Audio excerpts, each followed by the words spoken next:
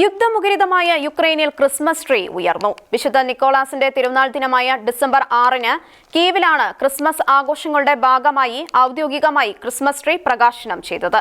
ചരിത്രത്തിൽ തന്നെ ഇതാദ്യമായാണ് യുക്രൈൻ ഗ്രീക്ക് കത്തോലിക്ക സഭ ഡിസംബർ 25-ന് ക്രിസ്മസ് ആഘോഷിക്കുന്നത്. ഇതിനു മുമ്പ് ജൂലിയൻ കലണ്ടർ അനുസരിച്ച് ജനുവരി 7-നാണ് യുക്രൈൻ ഗ്രീക്ക് കത്തോലിക്ക സഭ ക്രിസ്മസ് ആഘോഷിച്ചിരുന്നത്.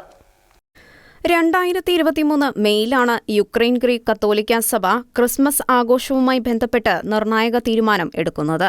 നീണ്ട ചർച്ചകൾക്കും പഠനങ്ങൾക്കും ഒടുവിലാണ് ഗ്രിഗോറിയൻ കലണ്ടർ പ്രകാരം ക്രിസ്മസ് ആഘോഷിക്കാൻ യുക്രൈൻ ഗ്രീക്ക് കത്തോലിക്ക സഭ തീരുമാനിക്കുന്നത്. ഇത് സംബന്ധിച്ച അന്തിമ തീരുമാനം യുക്രൈൻ ബിഷപ്പുമാരുടെ കൌൺസിൽ 2023 മെയ് 24-നാണ് എടുത്തത്. യുദ്ധ അന്തരീക്ഷം നിലനിൽക്കുന്ന സാഹചര്യത്തിലും 2023-ലെ ക്രിസ്മസ് ആഘോഷിക്കാൻ ഒരുങ്ങുകയാണ് യുക്രൈൻ.